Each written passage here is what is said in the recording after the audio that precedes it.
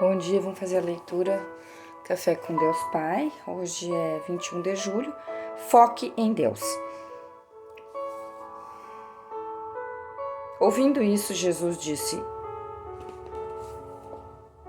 a Jairo: Não tenho medo.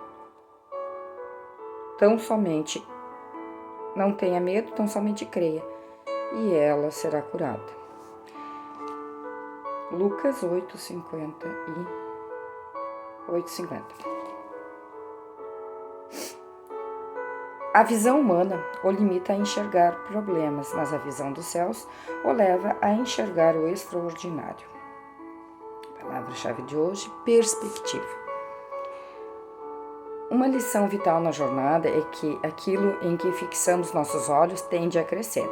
Seja um problema persistente, seja uma bênção extraordinária, o que escolhemos focar em nossa vida crescerá.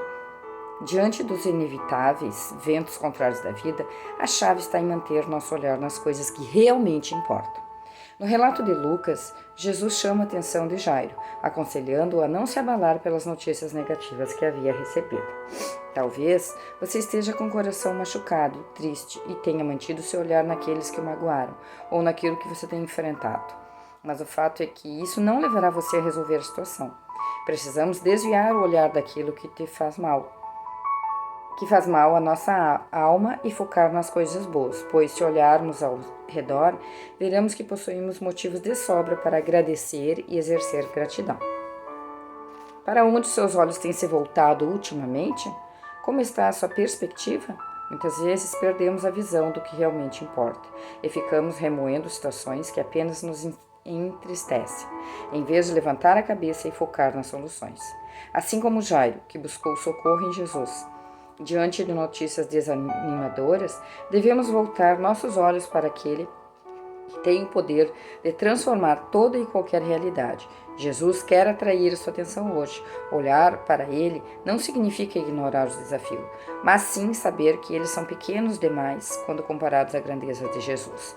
Porque quando alicerçamos nossa confiança nele, temos a confiança necessária para vencer qualquer batalha. Vamos ver agora, pessoal, o Neemias 2, a leitura da Bíblia. Vamos ver aqui. Tá.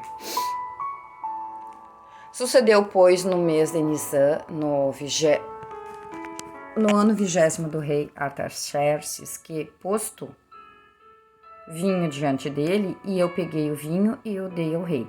Porém, eu nunca estivera triste diante dele. E o rei me disse: Por que está triste o teu rosto, pois não estás doente? Não é isto senão tristeza de coração. Então temi sobremaneira. E disse ao rei: Viva o rei para sempre. Como não estaria triste no rosto, estando a cidade, o lugar dos sepulcros dos meus pais, assolada e tendo sido consumidas as suas portas a fogo? E o rei me disse: Que me pede agora? Então orei ao Deus dos céus.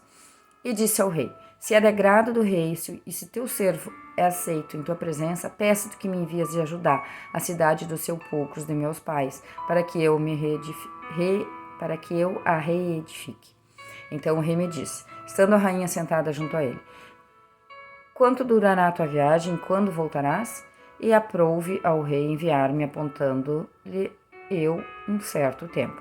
Disse mais ao rei: Se ao rei parece bom, dê-me-se cartas para os governadores da além do rio, que me permitam passar até que eu chegue a Judá, como também uma carta para Asaf, guarda da floresta do rei, para que me dê madeira para cobrir as portas do paço da casa, para o muro da cidade e para a casa em que eu houver de entrar.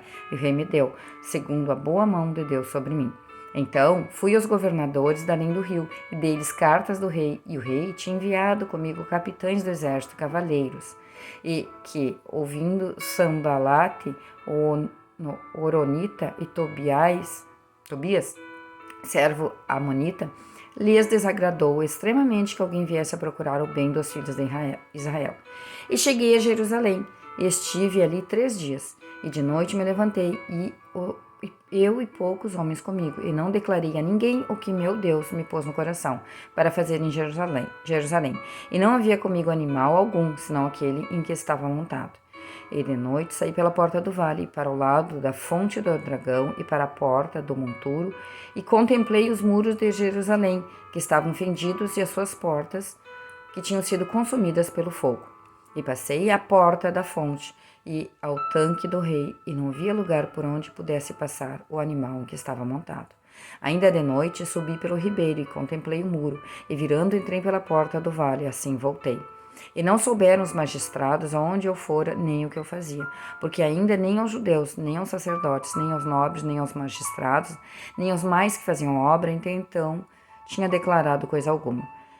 Então lhes disse: Bem vedes vós a miséria em que estamos, que Jerusalém está assolada, e que as suas portas têm sido queimadas a fogo. Vinde, pois, reedifiquemos o muro de Jerusalém, e não nos sejamos mais um opróbrio. Então lhes declarei como a mão do meu Deus me fora favorável, como também as palavras do rei, e que ele me tinha dito. Então disseram: Levantemo-nos e edifiquemos. E esforçaram as suas mãos para o bem. O que ouvindo Sambalate, Oronita, e Tobias, o servo Armonita, e Gesem, o árabe, zombaram de nós e desprezaram-nos, e disseram: Que é isto que fazeis? Quereis rebelar-vos contra o rei? Então lhe respondi e disse: O Deus dos céus é o que nos fará prosperar, e nós, seus servos, nos levantaremos e edificaremos. Mas vós não tendes partes, nem justiça, nem memória em Jerusalém. Então, vamos fazer um bom dia.